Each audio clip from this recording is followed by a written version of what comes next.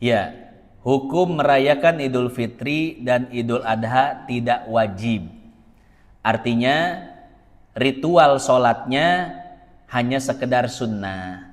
Begitu pula ritual penyembelihan kurbannya juga sunnah. Artinya apa? Artinya kalaupun di Idul Fitri dan di Idul Adha kita benar-benar tidak melakukan sholatnya, juga tidak melakukan pemotongan hewan kurbannya, tidak jadi masalah, tidak berdosa, ya. Ini tidak wajib ya kok ya ritual-ritual yang ada di dalam 2 hari raya tersebut. Nah, kalau di Jepang seperti tadi menyembelih pun harus pakai izin ya. Kalau dapat izin alhamdulillah sembelih hewan kurban, tapi kalau nggak dapat izin pun tidak usah memaksakan. Kurang lebih seperti itu.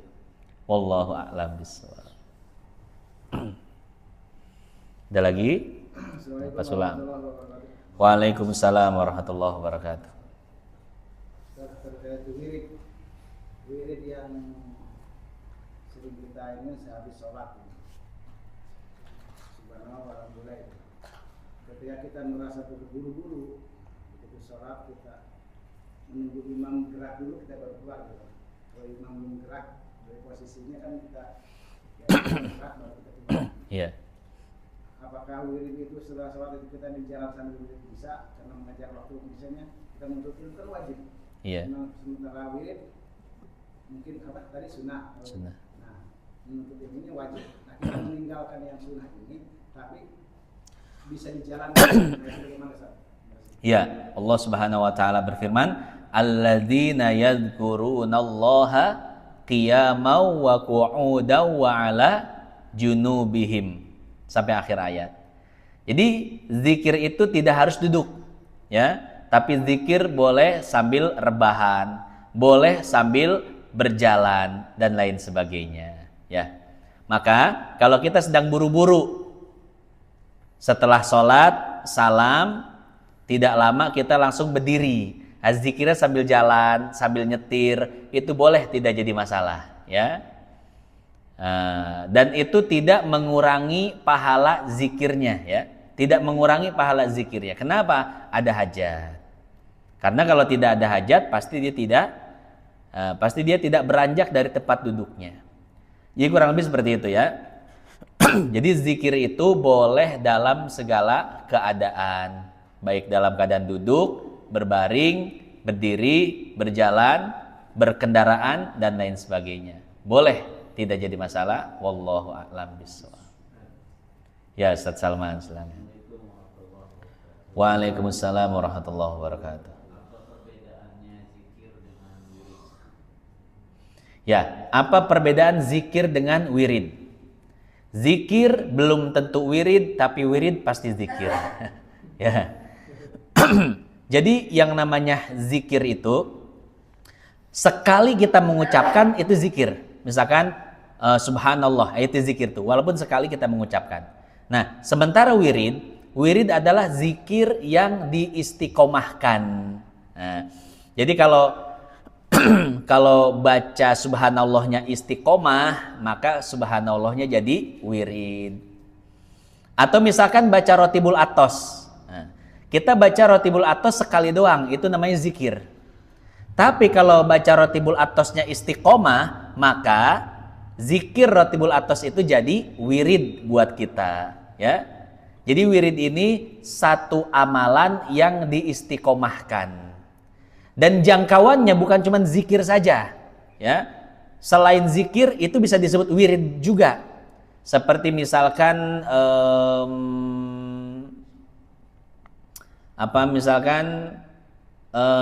baca Quran. Dia istiqomah baca Quran dari maghrib sampai isya. Setiap hari nggak boleh diganggu. Maka baca Qurannya jadi wirid. Nah, artinya amalan baca Qurannya jadi amalan yang istiqomah yang tidak pernah dia tinggalkan. Atau misalkan setiap malam dia sholat tahajud, berarti wiridnya adalah sholat tahajud. Atau misalkan tiap malam dia depo. Wiridnya Zeus. Ya, ya itu. Jadi wirid itu adalah satu amalan yang dijadikan kebiasaan, ya, baik zikir atau amalan-amalan yang lainnya. Kurang lebih seperti itu. Jadi cenderungnya ke prakteknya ya. Kalau wirid itu ke praktek daripada zikir. Iya betul, ya, lebih ke kebiasaan. Jadi wirid itu adalah amalan yang dijadikan kebiasaan, aktivitas gitu ya. Sudah jadi aktivitas, namanya wirid. Atau mungkin wirid juga kalau di bahasa Indonesia kan ya aktivitas. Aktivitas zikir, aktivitas sholat, aktivitas baca Quran. Nah, itu berarti bahasa lainnya wiridnya zikir, wiridnya baca Quran, wiridnya sholat dan lain sebagainya. Kurang lebih seperti itu. Wallahu a'lam. Ya, silakan. Tadi yang kemarin kan waktu minggu lalu yang ulama-ulama palsu ya. Ada nggak sih yang indikasi awalnya supaya nggak jatuh korban dulu baru bisa dikatakan bahwa ulama ini palsu gitu.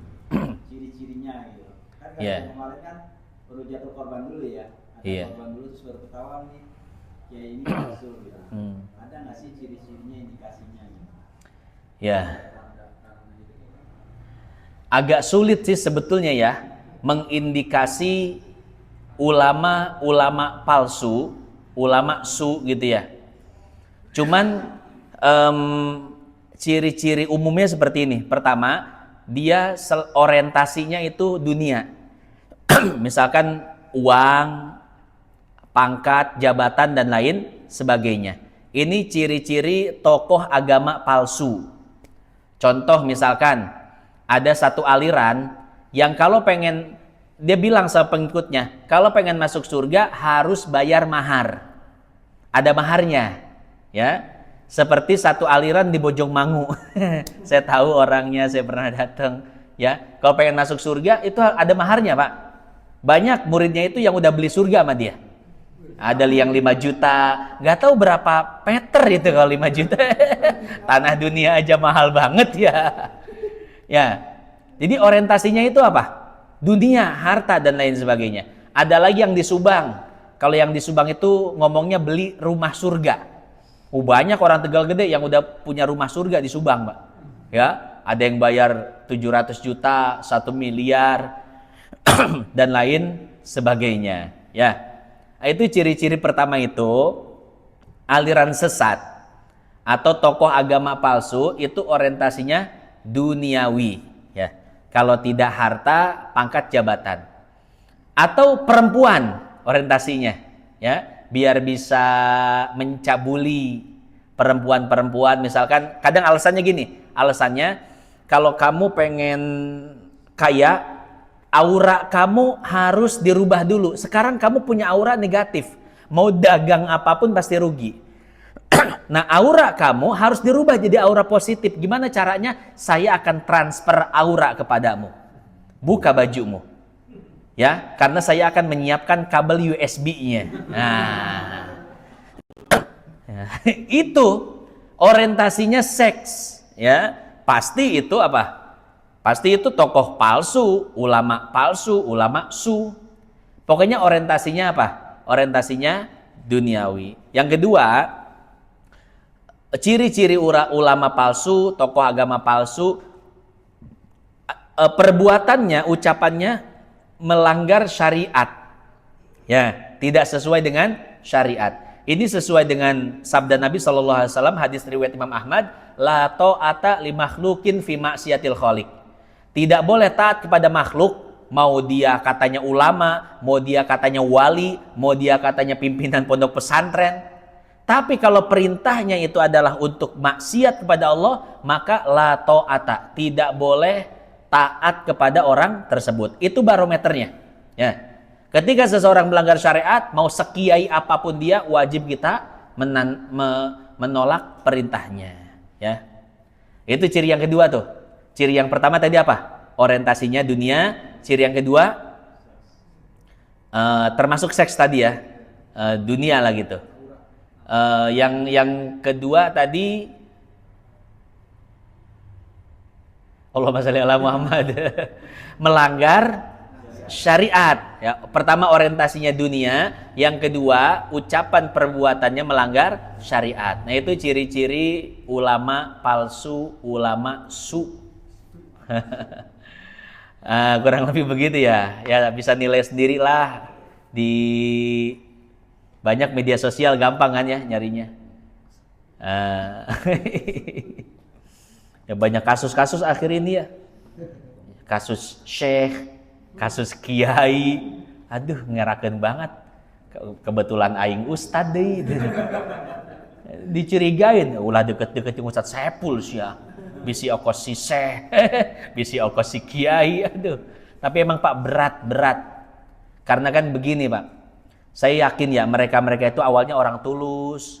Mereka itu awalnya orang-orang yang orang benar awalnya. Cuman semakin tinggi seseorang, baik popularitas, nama, keimanan, apapun, godaan semakin kuat, Pak. Misalkan nih, punya pondok. Awalnya kiai itu ngerintis pondok, ikhlas betul, kadang pakai biaya sendiri. Akhirnya santri berdatangan, Pak. Santri laki-laki, santri perempuan. Ketika nerima santri, santri masih bocil, betul masih bocil. Kan lama-lama santri perempuan gede itu, Pak. Sering ketemu dan lain sebagainya, setoran hafalan, belajar kadang tatapan mata, belajar kitab kita harus ngelihat matanya. Disitulah setan masuk. Kiai tuh jele tuh, mantep, moal kanyahoan moal. Setan bisikan masuk, Pak. Akhirnya kata Kiai, iya juga ya. Menang meren seetik mah, lah seetik. Awalnya emang sedikit, Pak. Dari tatapan mata, santrinya juga tertarik. Kebetulan santrinya gelis, menarik, fisiknya bagus.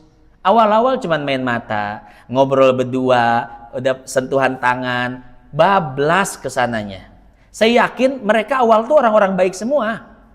Cuman di tengah perjalanan itu godaan luar biasa, Pak. Ya, godaan luar biasa.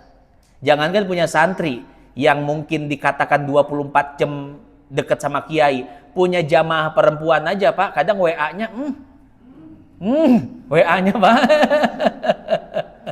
Masya Allah, ya. Apalagi ya namanya manusia normal, Pak. Kita ngebedain, Pak, jamaah yang butek yang bening itu kita bedain. Ya, jadi seperti itu. Itu godaan tuh. Ya mungkin husnuzon juga kan, santrinya husnuzon sama kiai. Kiai mah nggak mungkin berbuat yang enggak. Husnuzon, Pak. Itu dimulai dari husnuzon seorang murid tuh. Ya.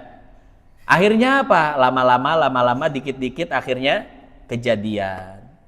Seperti itu. Makanya saya selalu bilang, orang-orang yang ngawur, yang aneh, yang sesat sekarang itu dulunya adalah orang yang Allah pernah berikan kelebihan, Mbak. Ya. Kelebihan kesolehannya, kelebihan punya kemampuan-kemampuan yang tidak dimiliki oleh orang lain. Tapi karena tidak ada kontrol, tidak ada batas, akhirnya apa? Terjerumus. Jadilah orang sesat, orang ngawur, punya kasus ini, kasus itu. Makanya hidup di dunia ini tanpa kepastian, Mbak. Tanpa kepastian. Jangan dikira kalau udah ustadz aman. Paling bahaya ustadz itu, Pak. Bahaya. Masya Allah, godaannya luar biasa. Komodei misalkan ustadznya ya, sambari ustad, sambari duit babari, sambari pamajikan polos, sambari pokoknya nama ya apa instrumen duniawi itu mendukung, badera lebih parah, Pak. Ya. Makanya harus sebelum jadi ustadz itu ada latihannya. Latihan riyadhahnya, halal haramnya harus sudah benar, adab akhlaknya, kemudian takwanya, takutnya sama Allah harus sudah benar, ya. Baru jadi ustadz, insya Allah benar. Oh, kalau jadi ustadz masih ambek-ambekan emang, waduh, wah, salah setik jamaah dicarekan, aing terido kasullah bener jamaah, diazab kabeh jamaah. Ya kok, silakan kok. Terakhir. Kan kalau yang beberapa profesi itu kan pakai BNSP ya, Badan Sertifikat Profesi Nasional gitu. Jadi kalau di Momis kan ada Ustaz, jadi kayak pendeta itu ada kayak surat izin ya, bahwa dia adalah seorang apa? Seorang pendeta gitu ya. Jadi Iya. ada kayak surat izin gitu ya dikeluarkan. Nah, kalau Ustaz kan nggak ada tuh, kan guru ya. Iya. Apakah dengan adanya fenomena seperti ini ada nggak sih membuat sertifikasi yang menunjukkan oh orang ini harus diverifikasi dulu nih sehingga lolos baru dia bisa apa menjadi seorang ustadz. Jadi sebagai apa? Sebagai sebuah pegangan gitu loh, ada acuannya gitu. Jadi ketika misalnya sudah lewat batas waktunya dia harus ini lagi gitu. Sehingga dengan demikian dia akan lebih apa? Lebih aman ya kan. Kalau pesantren juga harus ada izin juga kan surat-suratnya. Nah, bagaimana kalau profesi seperti ustadz dan kiai itu juga ada seperti itu ustadz? Gimana sih? Saya nggak tahu deh. Iya, jadi sertifikasi itu cuman alat ukur kecerdasan intelektual. Dia kayak pernah belajar, dia pernah menempuh pendidikan, bisa disertifikasi.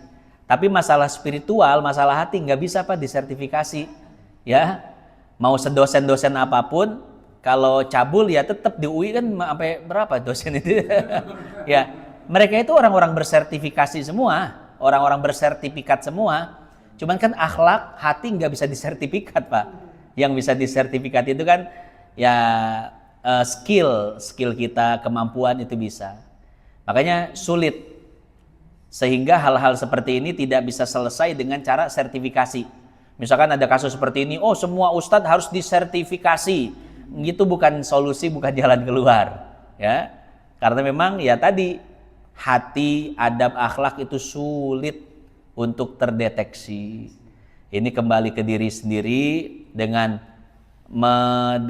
kembali memperbaharui iman. Jaddidu imanakum biqauli la ilaha illallah. Perbaikilah iman kalian dengan mengucapkan la ilaha. Jadi kembali pada diri sendiri, kita perkuat iman kita, benteng kita agar si nafsu ini nggak gampang lepas. Ya, nah, itu paling kembali ke diri sendiri, masing-masing PR kita, Pak ya. Wallahu a'lam. Al-Fatihah.